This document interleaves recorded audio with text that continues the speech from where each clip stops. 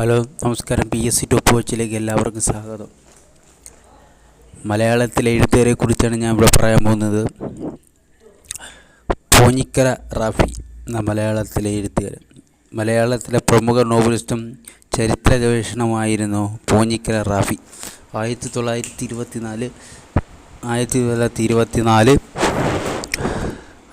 പൂഞ്ഞിക്കര റാഫി 1992 കേരള സാഹിത്യ academy award ലഭിച്ചിട്ടുണ്ട്.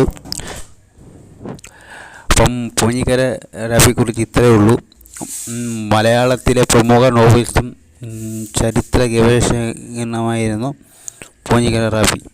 1924 1992 കേരള സാഹിത്യ അക്കാദമി അവാർഡുകളും ലഭിച്ചിട്ടുണ്ട്.